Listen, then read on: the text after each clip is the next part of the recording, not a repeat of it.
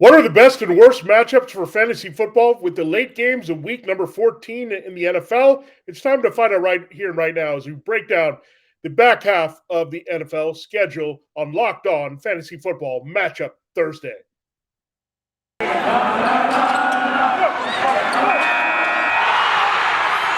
are Locked On Fantasy, your daily NFL fantasy podcast.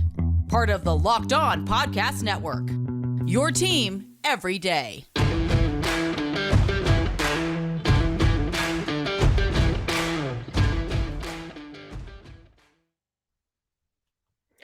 Greetings, everyone, and welcome to another edition of the Locked On Fantasy Football Podcast. As usual, I'm your host, Vinnie Iyer. When I'm not doing this, I'm writing about NFL and fantasy football for sportingnews.com. It's time for Matchup Thursday. We're going to break down the second half of the games. We took care of the first half of the games. We have 7-7. So you need to look at the breakdown of the Steelers-Vikings game. We did that. We did get some news on that game.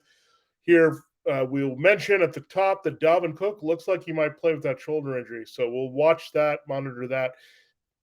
And if he goes for the Vikings, you have to play him, obviously, tonight. So look for that, Alexander Madison. If you've got him and don't have Cook, you might be out of luck tonight. So check that for sure. But the rest of the breakdown of that game on Matchup Wednesday. But we've got to move on with Matchup Thursday. We'll look at some big games on the back half of the schedule, including 49ers-Bengals, Bills-Buccaneers, and the Monday night capper here, Rams-Cardinals. A lot of fantasy points here available for your teams on the back half of the schedule. We'll break these games down for you, what you want to exploit, what do you want to avoid. Thanks for making Locked On Fantasy Football your first listen every day. We are free and available to you on all platforms. This episode is brought to you by Truebill. Truebill is a new app that saves you money by helping you identify and stop paying for subscriptions you don't want to need and even negotiate better deals on those you want to keep. Also, would like to thank our title sponsor for the show, and we'll hear more about this later. It's StatHero. StatHero is the first of its kind daily fantasy sports platform where it's you versus the house and head-to-head fantasy matchups, winner take all. Sign up for free right now at stathero.com/lockedon. Use the promo code LOCKEDON for 100% deposit match. All right, let's pick up where we left off, and we did leave off with the Seahawks-Texans game here from Matchup Wednesday. We go to Matchup Thursday. 7.5-point favorites. The Seahawks are on the road in Houston. So an interconference matchup. NFC West versus AFC South. 41.5, however, is the over-under. So let's start with the Seahawks side of things. Russell Wilson, a back-end QB1. He's been getting it done with multiple touchdowns the past two games. We'd like to see DK Metcalf get going. Maybe it happens in this game here against Houston. Tyler Lockett's been pretty good in the multiple games in which Wilson has been back. He's had a monster game to start, then he had a big game last week as well. So maybe good things for Tyler Lockett consistently here. But they need to get Metcalf going downfield, and this could be a great opportunity to do that against the Texans, who played a little bit better defensively. They have a decent front, and they can overachieve a little bit. But I think the Seahawks will put the ball up in the air, try to take advantage of whatever's working in their running game, throw downfield. Speaking of whatever's working in the running game, I don't want to find out because it's a mix between Rashad Penny and Adrian Peterson. We're not sure if Alex Collins returns. We're not sure either or Travis Homer or DJ Dallas. I'm just going to avoid this entire situation. I think Pete Carroll, Shane Waldron have really messed us up here in terms of where you want to trust anything in the Seahawks running game. So again, when I look at Wilson, back in QB1, just you have to temper expectations. There's not going to be a lot of throwing here. Pete Carroll doesn't want that. So he's going to have to get it done on lower attempts, as we've seen with Russ. And I think you look at Metcalf, he's a wide receiver 2, and Lockett's a wide receiver 2. I'm not going to go higher than that, just the way the Seahawks are not playing consistent offense here. So don't want to invest too heavily in them, but that's about it with the principles of the Seahawks. If you need a streaming defense, Seattle's not bad, but just be wary they don't have Jamal Adams. It's not like he was making a lot of plays, but still another thumper there to intimidate a defense or an offense, I'll say. So for the Texans, Davis Mills looks like he's going to start. Tyrod Taylor has a left wrist injury. He's been practicing, but they got shut out last week. They might need a spark here. Mills plays better at home in general. So I don't expect a lot, but if you're needed, Texan, again, once again, it's Dalvin. I will say it's Brandon Cooks, not Dalvin Cook, but Cooks and not Cook in this game for the Texans. But speaking of backfields, David Johnson could be returning here for the Texans. In this one, that would muck it up here with Rex Burkhead. Burkhead's not bad if he has his backfield solo, but if they're trying to split it up, we've seen it's really hard to extract any good fantasy value from the Texans' backfield. So something to watch there, but Burkhead still might be the main guy getting the touches if you're desperate in deeper leagues as a flex. Cooks, I think you just look at wide receiver 3, no higher than that this week, and hope for the best with Mills maybe reconnecting and getting Cooks going, because Cooks seemed to wake up only when Mills was in the game last week. So we thought it was going to be better with Taylor in there. It was for a little bit. He had one big play touchdown a couple weeks ago, but the consistency can be there a little bit more with Mills, and I think that happens. This matchup is not very difficult against the Seahawks secondary either. So in garbage time, there can be plenty of Cooks to produce here in this game. All right, let's turn our attention to the Lions-Broncos game as we get in the late afternoon window on Sunday. The Broncos are 8-point home favorites. 42 is the over-under. Let's start with Detroit. Am I trusting anything here? Yeah, a little bit. I think you look at Jamal Williams. He's probably going to get the volume again with DeAndre Swift having the shoulder injury. He's going to miss another game for sure. TJ Hawkinson battling a bit of a hand injury, but he should play. The matchup is tough, but matchup was tough last week. They're making it a point to get it more to TJ Hawkinson. Jared Goff is playing a little bit better. So would I extend to Amon-Ra St. Brown or Josh Reynolds? Not if I can avoid it. They do have some pretty good corners. Pat Surtain, Ronald Darby here on the back end, even with Bryce Callahan and some other guys missing for Denver. So again, just temper expectations for the entire Lions offense. The Vikings defense was a bit of a mess. The Broncos actually played the Chiefs rather tough. Shut down Tyreek Hill and Travis Kelce last week. The running game was rather contained. So Jamal Williams, volume-based plays in RB2. TJ Hawkinson, there's not many better options at tight end regardless here, so you're playing him this week. So there's that. That's pretty simple. The Texans have been pretty much Cooks all year. The Lions have pretty much been who's running the ball, and Hawkinson and everything else is a bit of a stretch. Broncos, there's been a lot of stretch on this team. Melvin Gordon looks like he might return this week, but I would still think they stick with a lot of Javonte Williams. What Gordon's return does, it helps him get some numbers, but I don't think either way it's going to cut in too much to Javonte Williams in this game. So Jamal Williams on one side, Javonte on the other side. Javonte coming off a massive game as the workhorse with Gordon out against the Chiefs. He keeps it going up in this game. The Lions are not very good against the run. They're actually decent against the pass. They're okay inside a little bit, so I wouldn't get excited about Noah Fant, especially with Albert O cutting into the tight end work there. Cortland Sutton and Tim Patrick seem to cancel each other, but I do like Jerry Jeudy in this game. So I like Jeudy and the running backs most. Everything else with the Broncos is a bit of a stretch here. The Lions, again, somehow pretty good against the tight end. Part of it is that they're pretty bad against wide receivers. I mean, it could be a get-well game for Cortland Sutton, but we've been waiting on that for several weeks. Teddy Bridgewater, the connection with him is still off here. Bridgewater playing through a tibia injury, so he's not 100% to move around and extend time and get plays downfield. So that's why I like Jeudy working the slot. Fant will be okay again. He's probably a borderline tight end one at best, just because of the use of Albert O in this offense here. And really, how much Denver wants to be all about the backs, and you don't expect a high passing volume in general from Bridgewater. So stick with the guys that can help move the chains here. Williams as an RB2 with upside. Gordon, if he returns, he's an RB3 with some scoring potential, and Jeudy as a wide receiver 3 in this game as well. But the Broncos defense, great play. So if you're looking for streamers, there's plenty. We broke those down on Pickup Tuesday, but the Seahawks are one.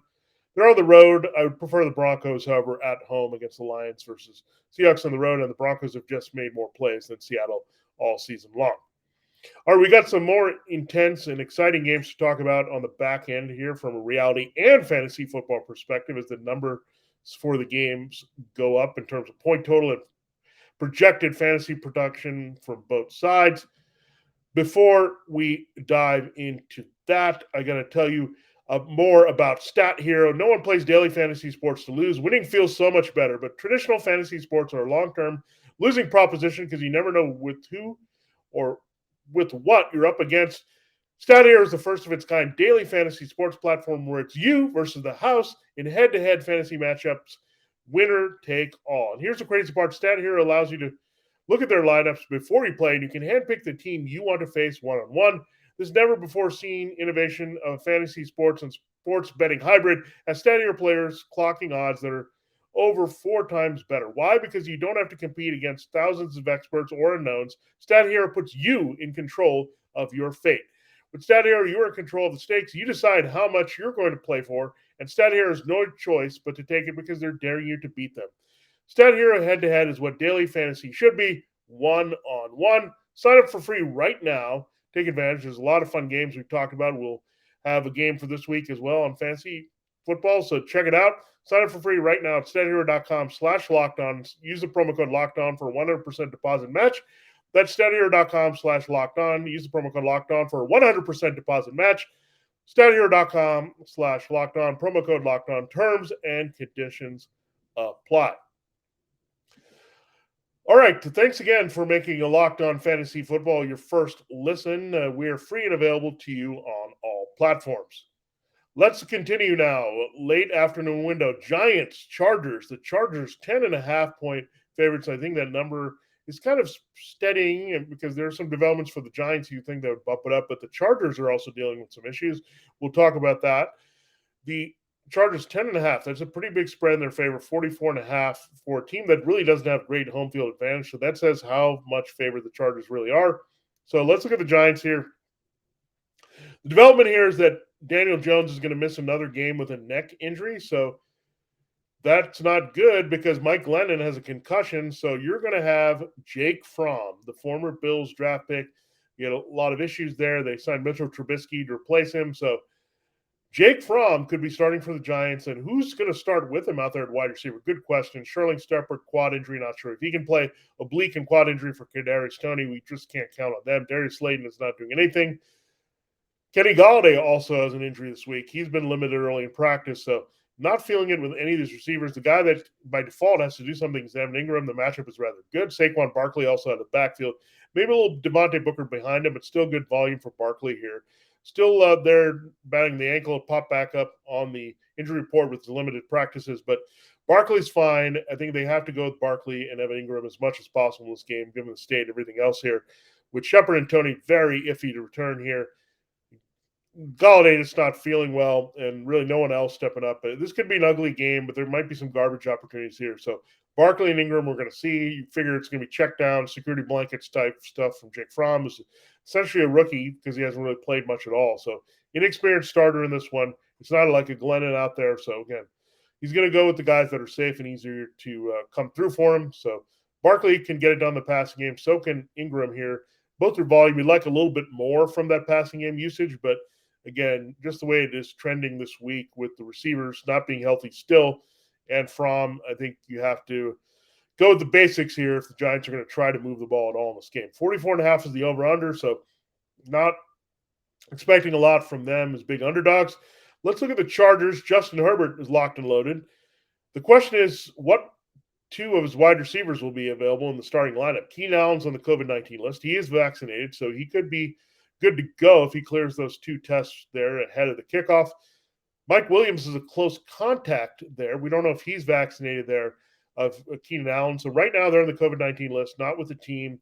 They need to get the clearance to play here. If they're both in there, this is a great spot. The Giants do have James Bradbury, but they've been given a lot. Mike Williams could be the one to see Bradbury, so it could be another Keenan Allen game, but we saw that both of them were able to come through last week with Allen and Williams. So just monitor that. If they're not there, then you'll see a lot of Jalen Guyton and Josh Palmer, then Jared Cook at tight end, Donald Parham Jr. So I still think those guys can get it done, but some opportunities there if, just like we have at the Vikings game on Thursday with no Adam Thielen, opens things up for other targets. Same thing here should Williams or Allen miss. So just about identifying those targets. So I think Cook, being the veteran, would be the guy that he trusts, and with Parham as well. And then maybe look at the third receivers here. Guyton has been making some good plays for them. And you look at Josh Palmer. I don't know if he'll get activated in this case. So some things just monitor who's starting for the Chargers at wide receiver, but you still feel pretty good about Justin Herbert. It also makes you feel great about Austin Eckler. He has a bit of a foot ankle issue, but he's playing through it. He's limited in practice. He's been good to go. He's been one of the most durable backs in fantasy. Everyone was doubting that, but he delivered here this season, and I think this is another great spot for him, working underneath that giant zone, getting a lot of dump off. So there are a lot of ways for Herbert to compile stats. If it's not as much of the wide receivers, he can do it with the backs and tight ends, and you'll see that here. If circumstances go that way for a lot of Eckler and potentially a lot of Cook/Parham here helping him produce the ball. Now, Jared Cook has a chance. He would be their default veteran receiver should Allen and Williams miss the game. So something to look at there. The Giants are not necessarily dominant against the tight end, so keep that in mind. So follow that, but I wouldn't play Cook in another situation there. He has to really be their number one downfield target by default to complement Eckler to go in that direction. Now, what do we do elsewhere? That's about it. I think Herbert, you look at his QB1, Eckler is a very strong RB1. He should be fine. Allen, if he plays, he's going to be a wide receiver 1, and Williams there as a wide receiver 2 based on this matchup. So good matchup. Chargers are coming on strong, coming off a big game offensively and defensively against the Bengals. So good momentum there. Now, this line has shifted a couple times with the Bengals and 49ers. Another close game for the Bengals. They lost the one to the Chargers badly last week after they had a chance to pull even and start better. It didn't work out. They need to do that against the 49ers. So it used to be early in the week, the 49ers 1-point favorites. Now the Bengals are with the home field leaning there. 48.5 is the over-under. Let's start with the 49ers. They're dealing with some key injuries here. Jimmy Garoppolo's fine. He's okay if you need a streamer this week. George Kittle is fine. He had a big game. Deebo Samuel probably going to miss another game with a growing injury. It would be a stretch for him to come back. So he didn't practice early in the week. So more Brandon Ayuk. I think he'll have a little bit more expanded role. Kittle's just not going to go off here. The Bengals are decent against tight end. So Kittle's still tight end 1, but just don't expect a repeat of last week as the primary target. And no, Ayuk, I think is a good chance for Ayuk to get going. Got Eli Apple, some of these other weak corners here that have been over their heads and playing, but Ayuk can still get it done here. So Ayuk is a wide receiver 2 this week. George Kittle, tight end 1. Jimmy Garoppolo, back end, tight end 1 in deeper leagues, or QB2 that you can look at in Superflex and the other formats. Now, 49ers defense, you're not going to go in that direction. I wouldn't go with Robbie Gould outdoors in the element, or Evan McPherson, and for that matter. I think you can do a lot better there. At kicker, now, looking at Cincinnati, Joe Burrow has a finger injury, but he also a knee injury. He's going to play through both of those here, but 49ers have been a little bit better in the pass rush. You can still throw on them rather well. Joe Mixon is battling a bit of an injury as well. He should be good to go here. Illness is his designation. So he'll be fine. I think it's a bounce-back game. I mean, he was pretty good last week. He still got the touchdown, but in terms of pushing for the big yardage, I think that can come again against San Francisco this week. So Mixon locked and loaded still as an RB1 based on his work this year. T. Higgins could be in danger of missing this game. Remember, he's had some durability issues in the past, an ankle injury that we're looking at for the Clemson product, so that could bump up Jamar Chase's profile. I feel like Chase is overdue for one of the Jamar Chase-like games. I know the 49ers will try to make him the focal point of their coverage, but they lost Emmanuel Mosley here. Just pretty ugly in the secondary, Josh Norman, and just not a lot there that can slow down what the Bengals want to do downfield. So if Higgins misses the game, Tyler Boyd bumps up for big usage here as a wide receiver 3. Chase bumps up all the way to more confident wide receiver 1. Mixon, just don't worry about it too much. He will be an RB1 this week in this matchup. But illness, it's not COVID related, so keep that in mind with Cincinnati. Here, it's Bengals defense, buyer beware on that because you have 2 key linebackers, playmakers missing here. Logan Wilson is one of them that you're going to look at that may not be out there. Marcus Bailey, their sort of starting outside linebackers might be out for the Bengals here. So that might help Kittle a little bit, but it's still a little bit of contained matchup because of Jesse Bates, their fine young safety there. So keep that in mind in this matchup. Now, with the 49ers, we have to look at the other issue is Eli Mitchell here. He has a finger injury. He's got a knee issue as well. You also have Trey Sermon on IR with the ankle injury. You have Jeff Wilson Jr. Aggravating his knee issue last week. So Jermichael Hasty might be the most available and healthiest back here for the 49ers. It doesn't really look good for Mitchell. I think Wilson just didn't look good last week, so they could pivot to Hasty, who doesn't have any issues at all this week. Also, Trenton Cannon, we know he was on the kickoff, had that scary moment against the Seahawks. He's not going to be available. So they're rather thin. They're running back. So Hasty figures to get some good work here with the trends of what's happening with Mitchell. And the rest of their backs, namely Jeff Wilson Jr. So keep that in mind. Cincinnati, anywhere else would you go? I think Burrow is a back and QB1 here in this big game against the 49ers. He needs that Chase connection to reheat. If there's no situation where Higgins can play, I bet you see a bump in usage for Cesar Uzama and more usage of Joe Mixon in the passing game. So some things to look at there this game, and I think it's going to go over 40.5. A lot of offense in the field, not a lot of consistent defense that we're going to look at in this week. So we do need to look at our final games on the schedule, we still have to get to that 4:25 marquee game between Buffalo and Tampa in Tampa. Then we have Sunday Night Football, Chicago and Green Bay. And then the Rams Cardinals close things off on Monday Night Football. We'll get to all those games and break those down before we close this edition of Matchup Thursday. Super Bowl 56 at SoFi Stadium is less than 100 days away, and On Location, the official hospitality partner of the NFL, is the only place to score once-in-a-lifetime Super Bowl ticket experience package. Select your exact seats and choose from elite experiences featuring an exclusive pregame celebration with NFL legends, five-star LA hotels, and food by the great Wolfgang Puck. Visit On Location exp.com/SBF56. Again, that's exp.com/SB56 for more information, or search Super Bowl On Location. That's location exp.com/SB56, or search Super Bowl On Location. BetOnline has you covered for all the props, odds, and lines more than ever before this season. As football season continues to march to the playoffs, we're already here with bowl season here for college football as well. BetOnline remains your number one spot for all the sports action of the season. Head to our new updated desktop or mobile website to sign up today and receive a 50% welcome bonus on your first deposit. Just use the promo code LOCKEDON to receive your bonus. From basketball, football, NHL, boxing, UFC, right down to your favorite Vegas casino games. Don't wait to take advantage of all the amazing offers available for the 2021 season.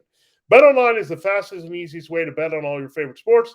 BetOnline, it's where the game starts. All right, time to close the show. Looking at the marquee closing games here for the most part. Bears-Packers, good rivalry, not so much in terms of the close matchup, but an interesting development there that we'll talk about. The Bills-Buccaneers, the Bucs are just the slight home favorites here. 52.5, our biggest number of the week, belongs to this game. Not a surprise, Josh Allen and Tom Brady on the same field. In Tampa, the Buccaneers have been hard to beat there. They played their best football there. The Bills, coming off that embarrassing loss to the Patriots, it wasn't a blowout, but they just got ran all over, and the Patriots really didn't do anything else to beat them. So Bills are picking up the pieces, a lot of finger pointing, a lot of questions. What happened on defense? What happened on offense? So tough place to rally here as the Buccaneers, the defense starts to get closer to full speed here. So Josh Allen's still a QB1. This should be a high-scoring game. Tom Brady's going to light it up. Allen's going to have to light it up as well. It's not like they're the Patriots secondary either. I mean, they did get back some of their guys, Carlton Davis, Sean Murphy, Bunting, Jamel Dean. They're hurting at safety, however, with Jordan Whitehead banged up here and Mike Edwards not available on suspension. So, again, they're a little bit vulnerable there. So this is a good opportunity for the principals, Stephon Diggs and Dawson Knox, to get back on track. Diggs had a pretty good game, but there's some things he left on the table against the Patriots that would have changed the outcome. And Knox, we know, had a key drop as well there. So those guys need to get on track. The matchups line up pretty well for them. So Carlton Davis was a little bit banged up. You figure he's going to be the guy on Diggs most, but they move around Diggs. They're more effective. So that makes me not interested in the other receivers here. Emmanuel Sanders there, and with Murphy, Bunting, and Dean, it contains Cole Beasley. And Gabriel Davis had the touchdown last week, but highly touchdown dependent. So Josh Allen, QB1. Stephon Diggs, wide receiver 1. Dawson Knox, tight end 1. Good value on DFS is Dawson Knox. A little bit undervalued based on the disappointing performance from Monday night. So take advantage of that. Am I going anywhere in the backfield? No. The Buccaneers' run defense, we know, is nasty. They're at full strength with Vita Vea and Ndamukong Suh in the middle. Devin White is not hurt either now, roaming the middle of the field either. So nothing there. Again, Allen, Diggs, and Knox, I'm going to stick with those guys, avoid the backfield. And I'm going to also avoid the Bills' defense this week with Tom Brady playing well on the other side. All right, Brady, he's locked and loaded. The matchup on paper is very tough. This Bills' pass defense is very tricky, and you figure the Buccaneers might be run-oriented here a little bit more with Leonard Fournette and check off to that under Brady's wishes. We'll see about that, but I still think Brady's Brady. I think he's about as close as matchup-proof as we've seen throughout the years for a quarterback in this league, so keep that in mind. So let's look at Brady. Brady's a QB1. Just set it and forget it. Chris Godwin might struggle a little bit, and Mike Evans might be the guy a little bit more this week with no Tre'Davious White on the outside. You do have Teron Johnson. He's pretty healthy. Levi Wallace has played pretty well as well, but the key is going to get Chris Godwin outside and fill the void vacated by Antonio Brown here, who's on suspension, still has the ankle injury as well. So Godwin's going to have to work around the Teron Johnson matchup a little bit. This could be more of that Mike Evans type big game. He's been the guy that they need to feed. We've got Godwin going off and Gronk going off, but it's time for Evans to have one of those games where he has a big yardage day and at least one touchdown, maybe two in this one. So love Evans this week on the outside. Godwin, just temper expectations. He's still a pretty nice wide receiver too. I'm not going to really extend anyone else in the pass game like a Scotty Miller or Tyler Johnson. Just hasn't happened without Antonio Brown. There is someone else in the pass game. His name is Rob Gronkowski. And I know Cameron Braid pilfered a TD last week, but Gronk was outstanding. The Buccaneers just could not be stopped. They're throwing to the tight end. The Bills are pretty good against the tight end. They have Matt Milano in coverage, pretty good safeties here, the way they play their shell. But Gronk is a Buffalo native, and that usually motivates him to play really well against the Bills, wants to show up against his hometown team and destroy them.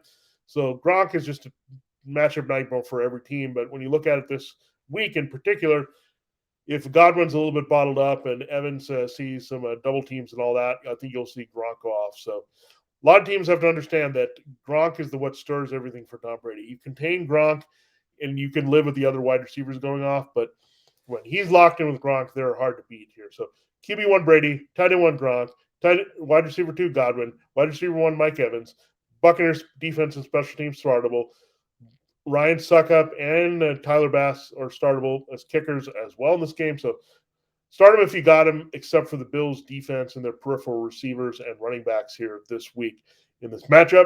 I like the Buccaneers to win. It's going to be close.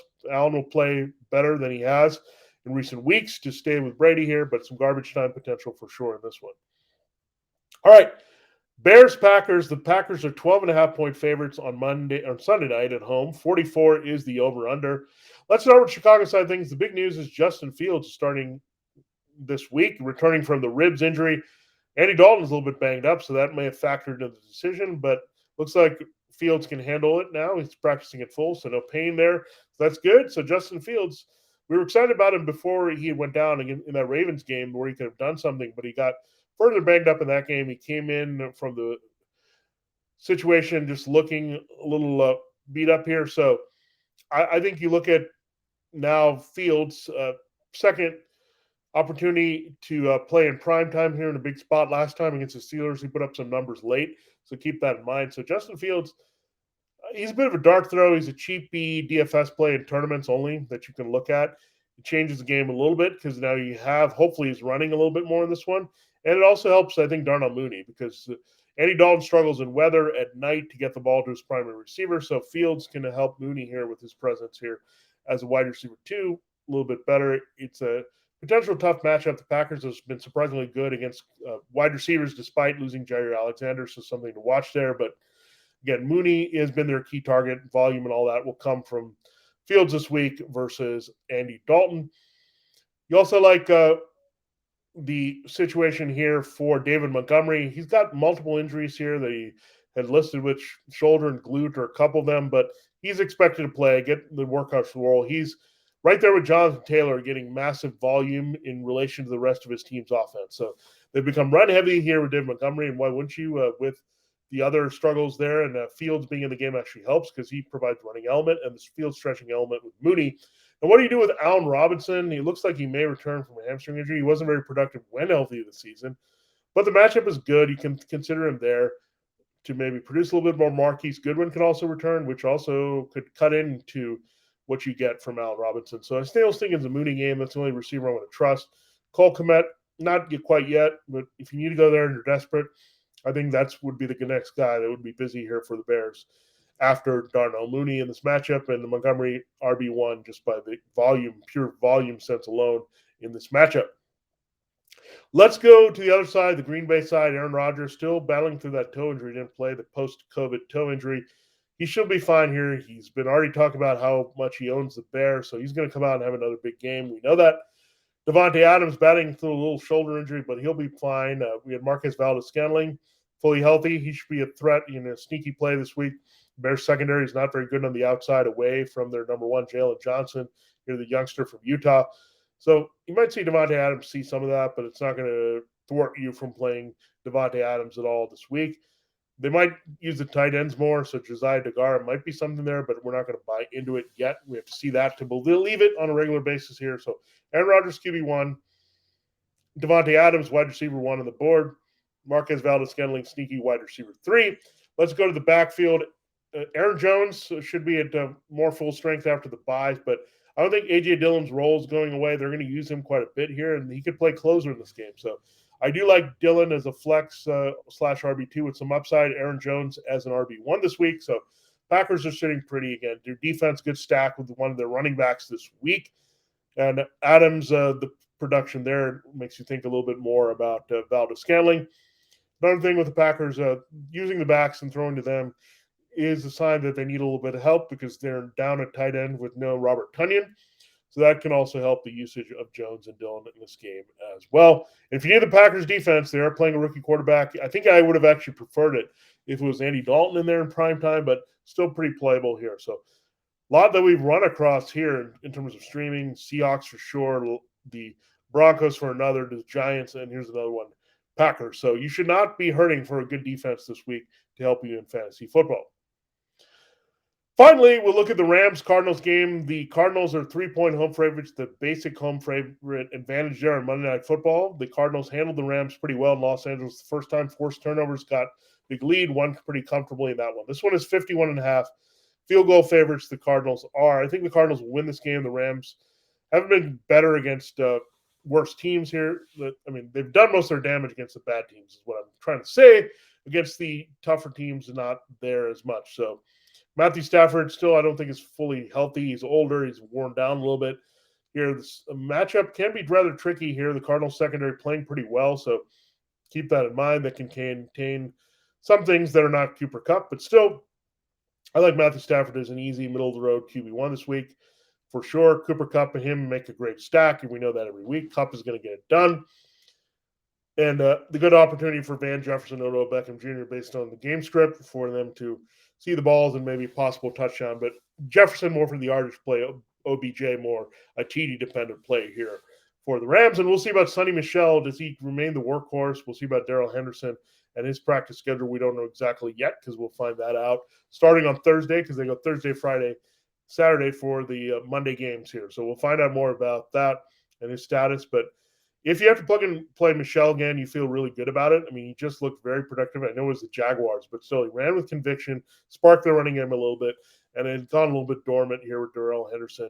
Good change of pace, speedy guy, but sometimes not getting those chunk runs that are still there right in front of him for this situation for the Rams. And now, really can't extend much more. You have the Robert Woods situation, so you just hope for the best for piecemeal third receiver option here, but after Cooper Kupp and those guys there with Henderson and Michel, that's the biggest thing we're watching. But Jefferson and Beckham, we're going to see how that plays out as well with Woods. But again, I'm going to pause on Higbee. It's been all about the wide receivers and the running backs here for the Rams this week. And I would sit the Rams defense this week. The Cardinals are just too hard to rely upon a defense against them with Kyler Murray back and looking pretty good and efficient with his offense, and the Cardinals being favored in this game with a high-scoring total as well. Now, Kyler Murray locked and loaded as QB1. He looked good running around last week, also passing. He doesn't need a lot of volume as he showed last week to produce.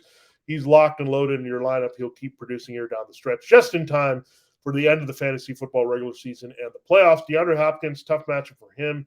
He drops down to wide receiver 3 status. That's how tough Jalen Ramsey is and can be on Hopkins. Now, that should open things up for Christian Kirk elsewhere on the field here. Looks like Chase Edmonds has a chance to return here for the Cardinals. We'll see about how that plays out. But regardless, James Conner has been smashing out of the backfield. He'll still be the main man. So he's an RB2, RB1 borderline here. The touchdowns make him more like an RB1. So again, don't extend too much. I'm not going to go with AJ Green or Ronald Moore or something like that. Christian Kirk is the way I would look if you need some wide receiver 3 help playing off that Ramsey-Hopkins matchup this week. Again, we'll look at Edmonds versus Conner, but Conner gets a bump up if Edmonds is ruled out for sure. The Cardinals defense playing at a high level. They forced big-time turnovers against the Rams the first meeting, so they showed that with the 4 interceptions against the Bears. They're on fire. They're at home. They're in primetime. Emotional play them here this week. All right, there's our completion in-depth breakdown of the final 7 games, the back 7 games on the Week 14 NFL schedule from a fantasy football, and a little bit from a gambling perspective here for you in Locked On Fantasy Football. Speaking of gambling, Thanks for making Locked On Fantasy Football your first listen every day. Don't forget, we'll have lineup Friday tomorrow. We'll look at the DFS targets there, DraftKings and FanDuel, whether playing cash games or tournaments. Break down what we saw in the Steelers-Vikings game and close with the injury updates and rapid fire that you need to know. Now make your second listen Locked On Bets, your daily one-stop shop for all your gambling needs. Locked On Bets, hosted by your boy Q, with expert analysis and insight from Lee Sterling. It's free and available to you on all platforms. For this edition of Locked On Fantasy Football, this has been Vinnie Iyer. Have a great day. Good luck in any of your endeavors with the Steelers and Vikings tonight, and we'll catch you tomorrow to close the week looking at DFS injury updates there and the early reactions from Week 14.